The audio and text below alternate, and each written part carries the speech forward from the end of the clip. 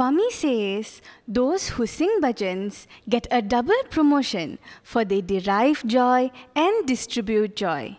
Sai Ram, and welcome back to another episode on Chai with Sai. Today, we have two amazing speakers and singers with us, Naveen and Shankar. Sai Ram. Sai Ram. So I think by this setup, you will already know the topic of today's episode. It is the Bhajan episode. So without further ado, let us start our discussion for today with a rapid fire. So we'll start with Naveen and then we'll alternate. Okay, ready? Okay. Okay. What is your favorite bhajan? Favorite bhajan? Jai Jagadisha Hari.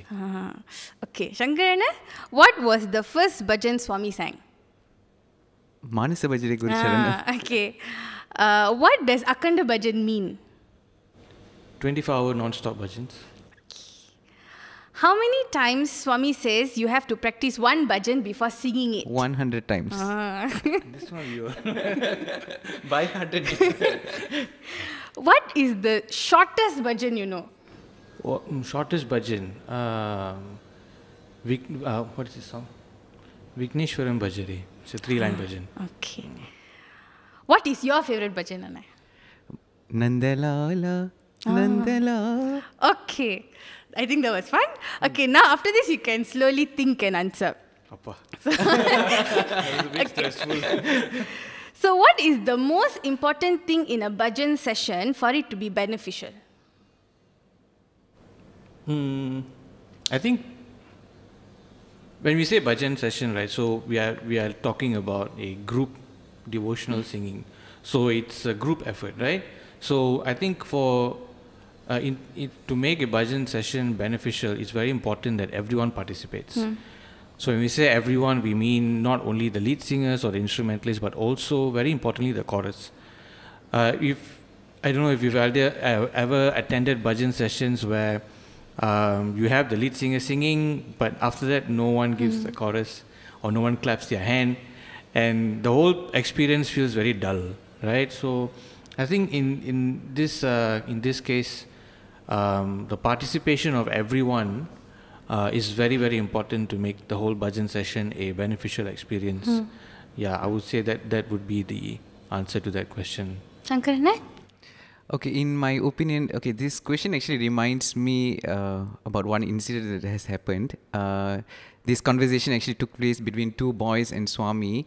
And Swami actually asked them, if you were to go for an interview, for a job interview, what kind of preparation do you normally do? And the boys went on saying, before going, we make sure that one day before, we'll make sure that, we pick the best outfit that we have. Okay, and then we will read up about that particular company, and then we will prepare the answers for that anticipated questions.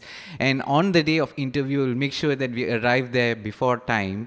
And, we'll be so conscious about our posture, the way we are talking, the way we are sitting, and our entire demeanor in that entire interview session.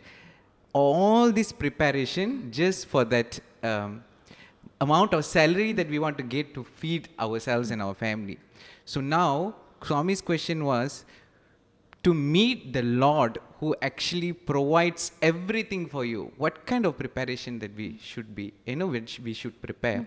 And to me, if you ask, it should be the 3 Ds, I would say. You should have devotion, you should have discipline, and you have to do it very dutifully. So if we talk about devotion, nowadays, to drag people to go attend bhajan session itself it's becoming very, very difficult. Very, it has become like a yearly affair. Only during Guru Purnima on Swami's birthday we make ourselves present over there. That's one thing. So I think the devotion part should be there, and duty in the sense like Naveen mentioned, it's a bhajan session that it's a congregation where everyone come to place together and they want to enjoy the moment together, and every single person play a vital role in it. Like, we have to, we know that, it doesn't mean that only the bhajan team is entrusted with a job. No, the bhajan is carried out for everyone's benefits. So, everybody should be part of that. They should dutifully do it, that they are doing it for the benefit of everyone. And discipline also is a very important factor, I would say, because Swami really emphasizes a lot on discipline, and especially for Bhajan singers. Once I remember that Swami saying that to one of the singer, you swing and sway so much when you're singing, that because that swinging that you're doing like a pendulum is actually causing headache in myself. So Swami will go on even to that extent of talking about discipline, being here on time. And definitely we have to be very, very prepared. If you are given the chance to sing or to play, so that amount of practice should be there, because this place where we are congregating should not be a place where it should not be a performance stage, and it should not be a place where we want to try out new things here with every other person over here. So we should be very prepared also. Yeah. Yeah, I think just to add on to that, when we are prepared with what we're supposed to do, as a lead instrumentalist or singer or chorus, when we are prepared in that way, and when we come for the bhajan session and sing, that itself creates that vibration, that how do you say that the bhava, the feeling comes off from there, and from there it becomes a very beneficial session for everyone. So yeah, definitely, I would definitely agree with Shankar as well. I think one thing that we can get from what both of you said is everybody is a part of the team. Oh, definitely. Correct. Definitely. Yeah. Not some people come and say, I'm just a chorus singer, but that is an impact you create. Correct. Actually, recently what we noticed, people fail to understand the difference between bhajan and meditation, because during bhajan they will start meditating, Yeah, correct. and during meditation they will be fidgeting and making noise, talking, whispering and all that. Okay, so we should understand, during bhajans we have to all be part of it. We should sing, we should be contributing towards it, but meditation time we have to really meditate. And give Okay, so moving on to the next question. Anna said Bhava. Why is it important to sing with Bhava? You want to start first? We'll start with Shankar. Okay, let's look at the definition of the word bhava itself. If you ask me, it is an expression of love, all right? And I would also say that it is an exchange of love, because we are heightening our energy level, because bhajan is all about energy and hype and vibration. Because when we come to this place, why we feel different, why we feel calm, and this place has been already encompassed with the divine energy, but plus with that singing and vedam and chanting and mantras and all that, it heightens the energy level. So but when it is done not mechanically and really from the bottom of heart, it turns out to be a bhava. So it is an expression of love. Yeah. I think Swami always says, at least this is what we learn, right? To have that full bhajan experience, you got to sing with raga, with tala, and then bhava. So a lot of us stop at the raga and tala, and then we stop there. We don't go beyond that, because to sing with bhava, it requires that extra bit of effort. You got to know what you're singing, the meaning of the song. You have to visualize the song, right? You have to, sometimes you can create a story, which connects to you. So it's a little bit more effort which is needed. So a lot of us just stop at raga and tala. But that doesn't, if you just stop there, then it becomes a very mechanical thing. It becomes almost like a performance, because you're so focused on the notes you're touching, the beats you're touching. You might have mastered it. But then the actual essence of the bhajan comes from bhava, that feeling itself, right? So, like for example, if you sing a song with words like Daya Karo, Kripa Karo, if you don't know what they mean, then at the end of the day, it's just words. It's just maybe just notes and beats, that's it. But what does it actually mean? When you say Daya Karo, you are begging for the Lord's compassion, right? Or the Lord's grace. And so if you don't sing it with that feel, then at the end of the day, it just becomes a song. It's a very mechanical thing. So, and this also goes back to why Swami says we must practice 100 times. What is the reason for that 100 times? So the first 25 times, he says that when you first practice it, the first 25 times, you've mastered the raga of the song and the tala. You've mastered the notes, the beats, so you're able to sing it without any effort, right? The next 25 is where you have technically mastered the song. So meaning you know all the nuances of the song, the curves, everything, so you can sing it without any problems. There is no, you don't think when you sing, you just sing it, right? This is where most of us stop we don't go beyond here. And this is also where, after you sing a song like that, when you're done, people will come and say, wow, brother, today your song was so nice, right?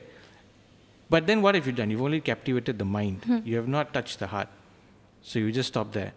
But when you go to the next 25, which is you practice it 75 times, this is where you are able to visualize maybe the form of the Lord, right? You're able to connect to the song, right? But it's beneficial only to you at this moment of time. And then the last 25 is where you are able to generate that whole experience to everyone. This is where the invoke devotion in oneself and others occurs. So this is where you have actually, you're not singing the song anymore. The song becomes you, you become the song. So it's just the song.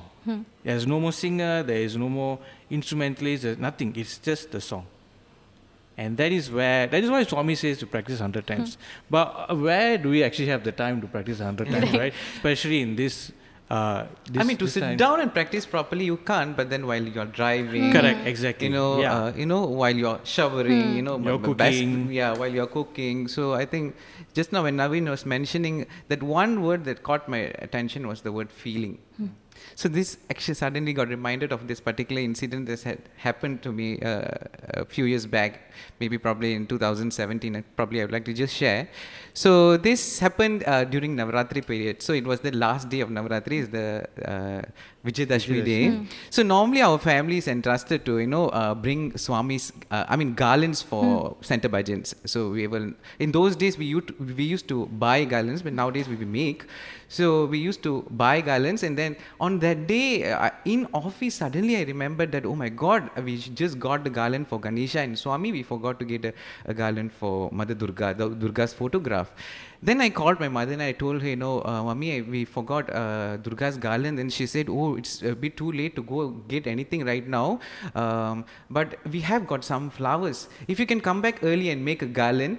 So I've learned how to make garland from Balvikas actually. So it will be nice, because she said that she was not able to make it because she was busy preparing prasadam for the day evening. So I said, okay, I will try. But coming back after work, rush and all that. So somehow or other, I came back and I started making the garland. And the garland, I could only complete probably half that garland. It wouldn't fit that entire photograph size. So we got ready and I told her, Mummy, I couldn't finish it. On the way for Bhajans, can you just complete it in the car, during the journey and try and complete it so that we will have a garland from Mother Durga. So we went there and I was actually hanging those garlands for Swami and all that. As I was hanging the garland for Mother Durga, this one auntie in our center, her name is Auntie Girija. So as I was hanging, I was hanging the other garlands also. She didn't say anything. So as I was hanging for that particular deity, and she came to me and she said that, hang the garland properly. While you're singing, the garland might drop and people will think that you have sung with so much of devotion today. That's why Swami had made the garland to fall down. She said that statement, and everyone around that place, when we were preparing the shrine and all that, they laughed because it was a very random conversation out of the blue, and she just happened to say like that. And that was not the first time we hanging the garland. Every time we bring the garland and we hang it.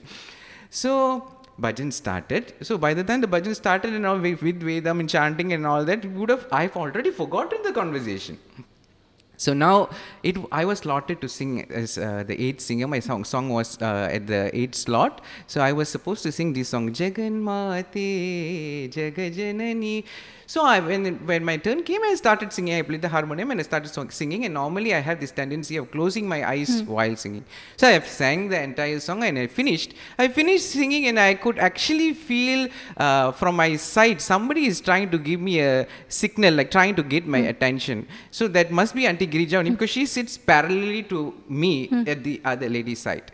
So I turned back and looked at her, and then she said, which we are not supposed to do during bhajans. right? So because she was signaling, so I turned and I looked at her, and then she signaled me like that. Look there, look there, look at the shrine. So I sit directly in front of Goddess Durga's photograph in normally the place that I sit, and the moment when I saw the garland actually had already fallen. So apparently the garland had fallen when I was singing. So I was not aware about it because I was singing with the eyes closed. So I was definitely very excited and elevated looking at that, because Swami actually showed his presence over there, oh, I was so excited. So and then after that, after Bhajans and everything finished, and Auntie Girija came and told me, she said, see, playfully I told you, must sing with devotion. But did you see what happened? And then she put me in front of the photograph. She said that, I'm going to take a picture of you with the photograph today so that you will remember this message for the rest of your life. Till today, I keep that photograph in my phone, and you will normally keep it, you will star it, you'll kind of like put a love and save it, because that important, because whenever you need it, you can actually see the photograph. I'm telling this entire incident not to say that I'm a great singer, that's, to show that, that so much of devotion. No, I am actually emphasizing because I want to show the greatness of Swami's impact in the way that we sing the bhajan, that actually will make him to show that, if we call him with that much of love, devotion and intensity, from wherever you are able to draw him. Because I've read and heard about so many stories where with that much of intensity, devotees sing, and Swami actually gotten up from his place and directly walked towards them and blessed them. So such kind of an intensity, the bhava, the feel of the song will actually bring. Thank you. That was a very beautiful thing. Actually, just to add on to that, as you were telling that story, this analogy came to my mind. Swami actually tells this to describe Bhava. Even if you are doing a garland of flowers, right? What do you normally do? We pick the best flowers, correct? We never pick the flower that is torn or one petal missing or there's a puchi on top of it. No, we only pick the most beautiful, the most divine looking ones, right? So that is basically like you are learning the rag of the song, the tala of the song. You're picking the best parts of the song. But you want to make a garland, just collecting the flowers is not enough, right? Then it's just a collection of flowers. You want to make a garland, what do you need? You need the thread. That thread is the bhava, which connects all the flowers together, right? And then when you offer that whole garland with the thread, that's when you have that beautiful picture of Swami with that garland hanging down, and that is a wholesome picture. But then again, you cannot just offer a thread, correct? Just bhava alone is not enough. If it's between you and the Lord in your own home, in the altar, then that's fine, because there's a conversation between you and whichever deity that you like, right? But in a congregational environment, when we sing bhajans together, just bhava alone is not enough, because we need to inspire devotion not only in ourselves but everyone else. So that's why the raga and tala is also important. But without the bhava, the raga and tala is actually, it's just a collection of flowers. There is no, it's just a song. There is no feeling to it. There's nothing that connects it together. So, yeah. I don't know, somehow the conversation has led into this correct, garland and flowers and all that. Just to add on from what I was mentioning just now. So ever since then, because I thought that, on that, because this incident happened, so in my mind, I just made up this, my own thinking that, probably Swami actually likes if I sing this song. So from then on, from 2017 right up to today, every year Vijayadashmi, I'll make sure that I'll sing this bhajan. And you know what? This year Vijayadashmi, what happened? Same incident happened. Not when I was singing, another Balvika's boy was singing. Again, the Durga's photograph garland actually dropped this year also. I think it kind of really gives you that, for so many years, it would have happened like 6 years back, but this memory actually remains fresh in me. So it constantly reminds me that, whenever or wherever we sing, we should not forget this aspect of bhava infused along with the other two aspects that being mentioned by Naveen, which is the raga and the tal, definitely, because if there's no rag, there's no tal, there's no song, there's nothing. Yeah. I think you should sing the song first. Sing Anna, can. Which song? Jagan Mate. Okay. I'll just hold the key.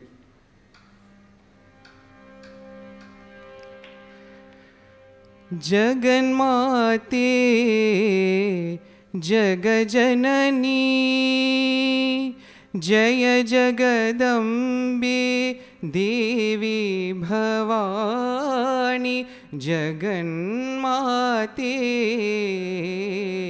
जगजननी देवी सरस्वती दुर्गा लक्ष्मी महिषासुर संहारिणी माता महिषासुर संहारिणी माता जगन्माते जगजननी. Thank you, Anna. Thank you. And another thing is when Naveen and I said without feelings, right? I remember many years ago, I used to get scolding every time when I was singing. I'll either yawn at the back here. I remember I'll either yawn or I'll just stand and sing. I really won't have any bhava, nothing. Naveen will always scold me. Have some feeling. Have some feeling in your sing. Actually, not only in singing, even in speaking also you need bhava. You know, when the children are doing performance and they are trying in their drama, when they are acting and all that, this is what we'll say, put some feel in it, to be in that character. So basically, bhava means we are trying to put ourselves and be in that character. And it's a great task because you're heightening not only your energy, or because your entire congregation will have to be rising their energy to that level. Yeah. And then, then I remember someone said, the only feeling I'm feeling is cat now. Otherwise, some years ago. Okay, so moving on to the next question. Who are we singing for and what is our purpose? Start with Naveen. I think it's very common. We hear this, when someone comes for bhajan practice and then they come with a song and then they practice it. Then they tend to make this comment sometimes. I have to do my best for Swami. I have to sing my best for Swami. I think it's a misconception here. We are not actually singing for Swami. Swami doesn't need this, right? I mean, he is the form of bliss himself. Without anything, he's already in bliss, right? So he doesn't need bhajans. So when we sing, not only bhajans, anything we do actually, it's not for him. We are actually doing all of this singing, service, Bhalvikas classes, meditation, whatever is it we are doing, we are actually doing it for ourselves. It is for our own inner transformation. So when we sing a bhajan, and when we really understand the meaning of the bhajan, and we can connect to that bhajan, and we can sing it with the feeling, it's actually an inner transformation that happens. So it is not to make Swami happy, it's actually to make us happy, and at that same time generate that positivity to everyone. So that without that inner transformation that occurs, then that whole experience is actually meaningless. Of course, it won't happen with just one bhajan. You sing one time, you're completely transformed. Can happen, but most of us, that constant namasmaran, right, which it's a constant reminder of what we are trying to do here, and then that transformation that occurs within, that is why we sing. That is the purpose of singing. Not only singing, playing instruments, even those who are chorusing, and and like what you were saying, the dramas or whatever we do, whatever it is we do, when we do it with, again we are falling to bhava, right? When you do it with that feeling, it's that inner transformation. So we are not singing to please Swami, we are actually singing to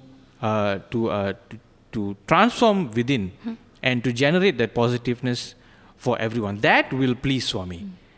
That transformation within that occurs when we sing, that is what will please Swami. Not the singing, it is that transformation. So I would say that is the main reason why we sing actually, or do whatever that we do, our sadhanas. I think the transformation word again caught my attention over here from his. See, for the transformation to happen, you have to really be very focused about something. See, so while you're singing, definitely we have to be focused on Swami. So, but we are not, like Naveen said, we're actually not speaking I'm not singing for Swami. I mean, definitely, yeah, definitely it is there also. We are definitely singing for Swami. Only when we have the thought in our mind that we are singing for Swami, we'll do it properly. If we are doing it for the other intention, it wouldn't turn out properly also. So we have to have that thought clearly in also. We are singing it for Swami so that we can do it diligently and dutifully. And, so that will enhance the singing even better. So definitely, I would say, actually, this again reminds me of another incident that took place. That's something that I have read long back in 1960s, so long ago, right? So Swami used to travel from Puttaparthi to Bangalore very often in those days because he was building that Brindavan ashram in Whitefield at that point of time. And so whenever he was traveling, because Swami didn't have car at that point, so he used to travel in devotees car. So very oftenly Dr. Padmanabhan, who is actually a dentist, used to drive Swami from Puttaparthi to Bangalore and back and forth, right? So this incident actually happened during the journey when they were actually going to Bangalore. They were traveling. So doctor was with his wife and 2 children. So there was so this is the arrangement in the car where doctor drives and the wife sits next to him in the car, and she keeps a 4-year-old daughter on her lap, and the son will be behind, and Swami sits behind the driver's seat, right? So the journey from Bangalore to Puttaparthi or from Puttaparthi to Bangalore, those days used to be very, very arduous journey because it was a very long hour journey, although it's only about 100 miles. So Swami will say, sometimes he will offer, how long are you going to keep that baby in your lap for your, you pass her to me also, I will also put her in my lap. So Swami actually that day, and then, the moment the girl came to her lap, the father was, looking very strictly at the child. How do you expect a 4-year-old child to sit in a very disciplined manner? Because anything with Swami, because we will say that you don't want to disturb Swami, you don't want to cause any harm to Swami or something like that. So the father will be glaring at her from the rear, mirror of the car, so that the child actually sits still and not disturbing Swami when she's sitting on Swami's lap. So it happened. So Swami actually, after some time, Swami said, Bangaru, you sit comfortably in whichever way that you want to sit on me. And Swami will tell her father, Padmanabhan, you look at the road and you drive and don't look at the mirror and keep on, looking at her, eyeing on her. So after some time, when the journey started, suddenly out of the blue, and this girl started to hear Omkaram. See, these are very olden days cars. These are not modern cars where there's cassette player or CD player and all that in the car. And then she turns around and she looks at the people in the car. Everybody, the father was driving. Her brother was fast asleep, and her mom was also, nobody was singing in the car. So very sure that there weren't anyone singing in the car. Then suddenly she starts hearing Ganesha. Somebody is singing the Ganesh Bhajan, followed by the Guru Bhajan, and the entire Bhajan session she actually listens, and with Mangala Aarti and with Jaikar. So for some good 30-40 minutes, and she has listened to an entire Bhajan, this 4-year-old girl. And by now her mother is already wondering what happened. How can this 4-year-old girl sit down so quietly without doing anything? And she turns back and she asks, she looks at the child, and Swami says that, don't worry, Kamalama, Geetama is actually enjoying, she's listening to the bhajans, let her listen to the bhajans. To which now the mother is perplexed. How come there's no bhajan, nobody is singing in the car, and how come this girl is Swami is saying that she's listening to bhajans? Actually, when she was sitting and she had leaned against Swami's chest, and from Swami's heart, she was listening to the entire bhajan that was taking place in Puttaparthi. Wow. So, if you are able to sing with that much of love, devotion and intensity, it directly goes into the heart of the Lord. And this girl being so lucky, a 4-year-old girl, when the others are sitting in the car and they couldn't hear, and she directly heard. See, for many years, she actually did not share this experience because she was very young, she was very skeptical about it. Many years later, when she actually had already grown up and she had already gotten married and all that, by now she's sitting in an interview room with Swami along with the other devotees, and Swami was actually talking about this to this one of the bhajan convener from the other center, bhajan Sai center bhajan coordinator. So Swami was mentioning to this person, saying that this is a brother sings very well in your center. That boy sings with a lot of love and devotion. This song suits that. But Swami was naming the person and telling, that means Swami is actually present in every bhajan session and listening to all of us. And after saying that, you don't believe, you ask her, this lady who was sitting, you ask her, she had heard all the bhajans directly from my heart. So, whatever that we offer, we have to have the thought that we are sincerely doing it for Swami. It's Swami's work that we are carrying, and if it's sincerely done, it goes directly to his heart. I think that experience really proves that. Yeah. I think that is the dream, listening to bhajan from Swami's heart. We are all very into radios and TVs. So thank you, Anna, for sharing that. And moving on to the next question. What is our key duty as a bhajan singer? Let's start with Shankar, Anna. Key duty as a bhajan singer, I think we have to be really prepared. Like Naveen mentioned that, it is not about just singing, but you have to be the song yourself. Only then because we can't be figuring out what we are going to do and all that before bhajans or during bhajans and all that. So, once it again reminds me of another incident. Once, in an interview room, this is to a twins, two boys, young boys. They are only three-year-old boys, and out of the blue, Swami again said, "Sing a bhajan" in the interview room. See, they are 3 years, hardly they would have learned how many bhajans in their life. So immediately they turned back and they looked at their mother, confused. Swami asking to sing, which song to sing? And Swami said, sing the bhajan that normally you would sing on the Thursday bhajans in your house. So they know which song, because every week Thursday bhajan they sing the same song, Gopala Radharola they sing. So they know. So they sang happily for Swami, 3-year-old, hardly how much, even the pronunciation would not be so perfect, but they sang. Gopala Radharola they sang. And Swami said, see, they didn't have any book, no reference, no paper. Because they sang something that they have already practiced enough and sang so many times already. They are so sure of the tune, so sure of that words and the tal, and they are able to sing it easily. Because suddenly Swami has to sing. So if a 3-year-old child can do that, definitely the others also can do that. But provided that you have to be very, very prepared for that session. Yeah. Nanne? So, as a lead singer or lead instrumentalist, I think it's very important to remember that once again the key point here is to invoke devotion in oneself and others, right? So, like what Shankar is saying, to be prepared. Why is that so important? It's because at the end of the day, the lead singer is like okay, we got this, this main pipes that run, right? So these pipes, they transport water, correct? From one place to another.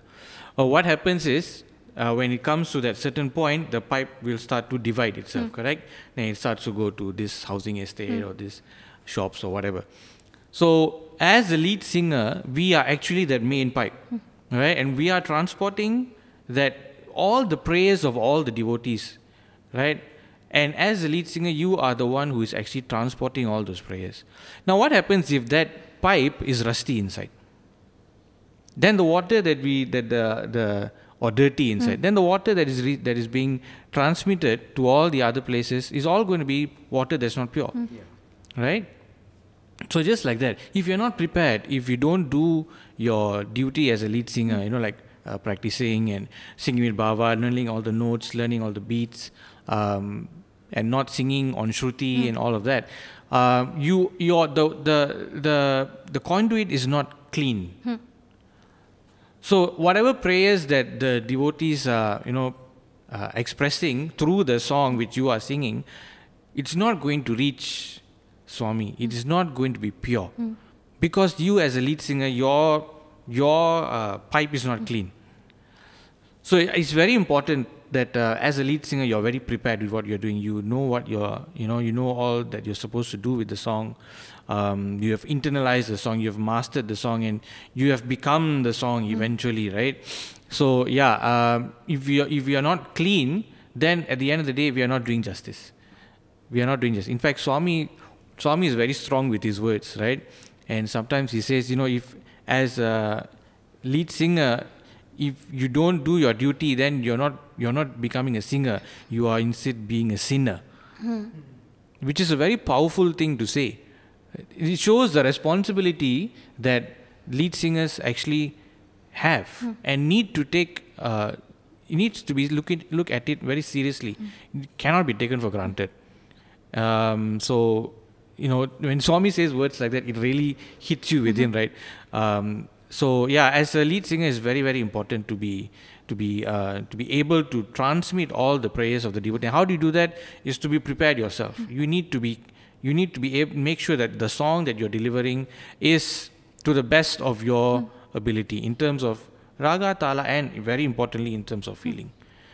If you don't have that, then it becomes meaningless.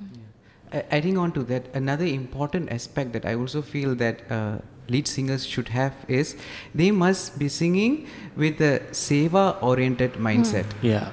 Right, so they should not feel that I'm actually doing it because they should not feel, because sometimes without unknowingly also all these unnecessary thoughts and that ego will actually sometimes shows it will start flaring up. So we have to be very humble also in that sense as singers, because Swami has got his ways definitely to teach all of us, because we should render and sing without any expectation, thinking that if I like to sing this bhajan, that person might like it, or if I do this particular variation, that will that person might like it, not with that kind of an intention when you're leading, right? So you have to just of course you have to understand the nuances of the song and that the technicality and all that, but keep it simple, because it's easier for the congregation to follow also in that way. Again, this again reminds me of another incident that has taken place also. So this was during one of the Akhanda Bhajan. Actually, Akhanda Bhajan first started in Bangalore, not in Puttaparthi. Okay, so Swami used to travel to Bangalore, and they used to do it in a hall that is called as Gayan Samaja, and Swami used to be there for the 24 hours Nirantara Namasmarana they used to call. So they used to start from a Thursday morning to a Friday morning. It's unlike like how we do now on a weekend, and from morning to morning evening. But later on in, I think somewhere in 1975, if I'm not mistaken, Swami changed it to be Global Akhanda Bhajan, and they made it in weekend and all that. So now coming back to this incident, so when Swami was coming to Bangalore, so it used to be like a festival, because he comes and stays in the devotee's house, and whenever the lot is coming, we will decorate our house with a lot of beautiful lights and those festons and banana plants and all that. So that indicating that Sai Baba is actually coming. So that the residents around that area, they will know that Swami is actually coming. So just happened, one of the devotee actually approached to the person's house where Swami was saying that my son actually having this leukoderma patches all over his body, and he's of marriageable age. With this kind of disease, it's very difficult for me to to get a bride for him. Would you actually tell this my problem, my plight to Sai Baba, and ask him to give me a solution? So to which now this person did not want to be like an intermediate person between these two parties, between Swami and so he said that I understand your situation, but I can give you a suggestion. I know that your son is a great singer. So Akhanda Bhajan is going to start tomorrow. You ask your son and ask him to come and sing in the Akhanda Bhajan. If Swami wants to see him and Swami wants to treat him and cure him, Swami will do it. Let's do it. Let's keep it this way. So he went for the Akhanda Bhajan. He sang. So Swami was there from morning. So he sang in the morning one bhajan. He sang in the afternoon one bhajan. So he sang in the... Swami was there sitting throughout. Swami did not pay any attention, any heed to this boy.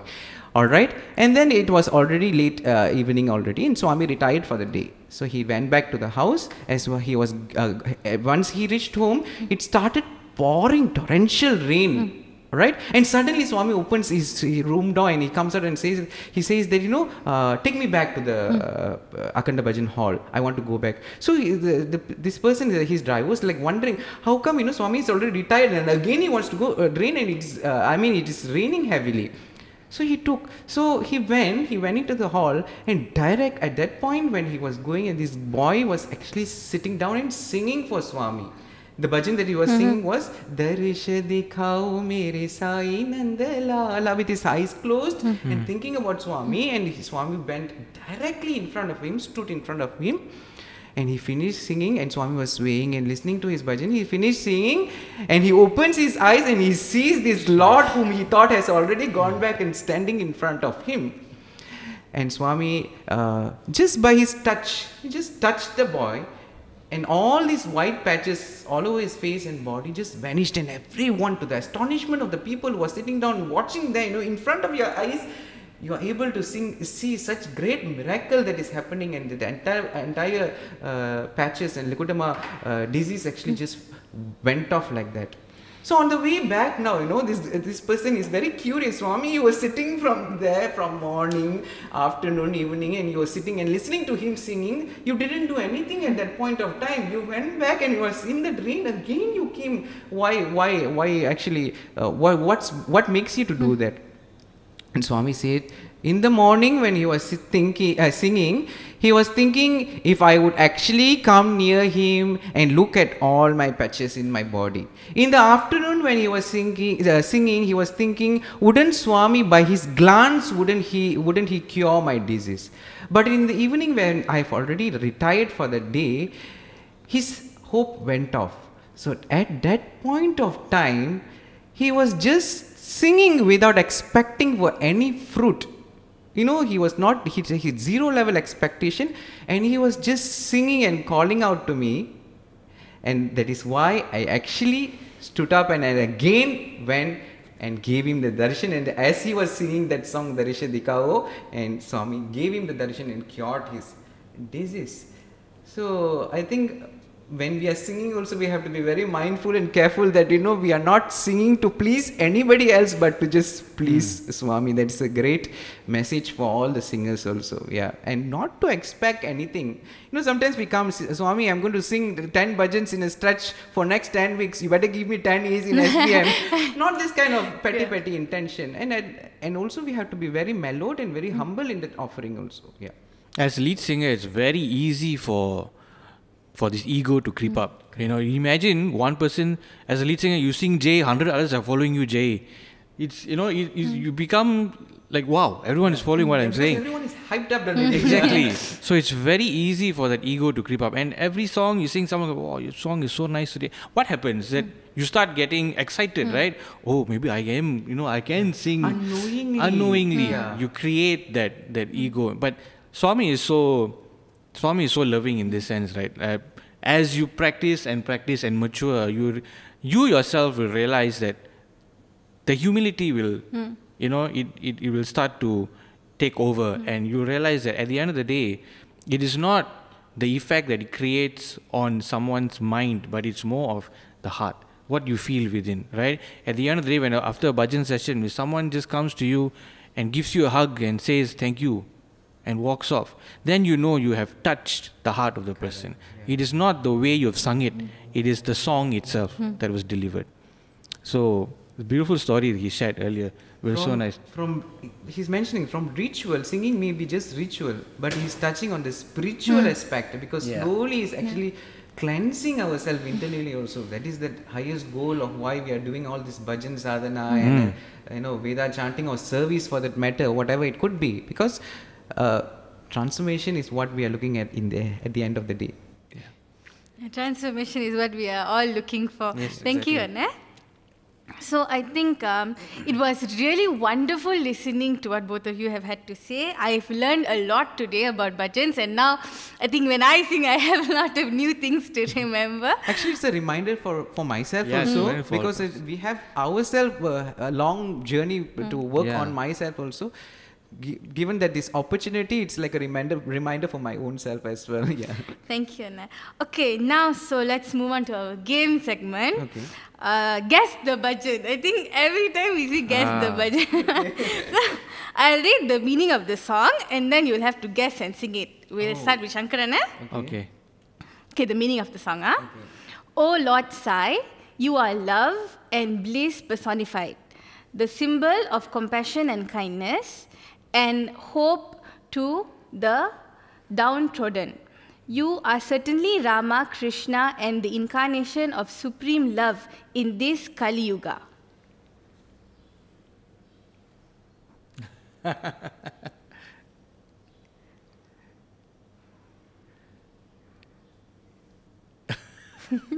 Antaranga Sai. What is that? Antaranga Sai. Correct. Correct. Okay. The key F sharp. So I have to sing the song as well. All right. Of course, brother.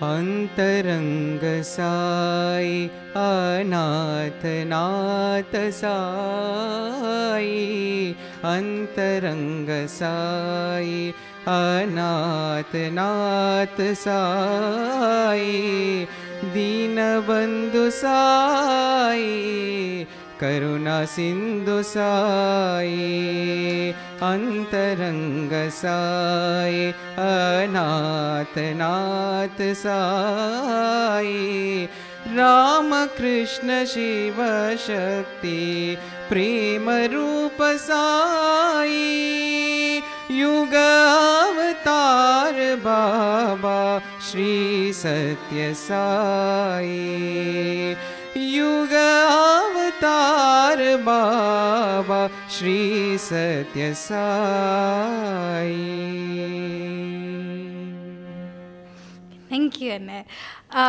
The first time I heard this song was 8 years ago when you sang it, Anna, in the Sai convention. Okay. 8 years ago. That was the first time I heard this song. And since then, I have not heard a song that I have not heard.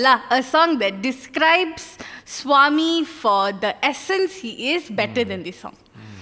So thank you, Anna. And the next question is for Naveen, Anna. Stress. Sing the name of Lord Sai, who is Lord Govinda. Chant the name of Lord Mahadeva and Panduranga.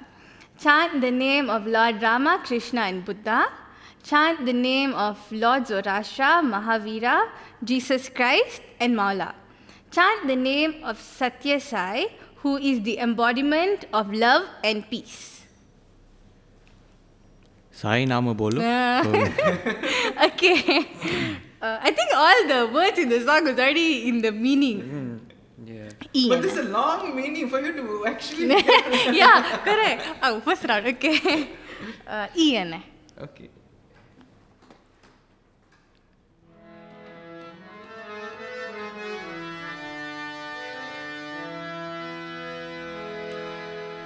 Sai नाम बोलो गोविंद नाम बोलो साई नाम बोलो गोविंद नाम बोलो महादेव बोलो जय पांडुरंग बोलो महादेव बोलो जय पांडुरंग बोलो साई नाम बोलो गोविंद नाम बोलो राम कृष्ण बोलो जय बुद्ध साई बोलो ज़ोराष्ट्र महावीर येशु साई बोलो सत्य साई बोलो मौला साई बोलो सत्य साई बोलो मौला साई बोलो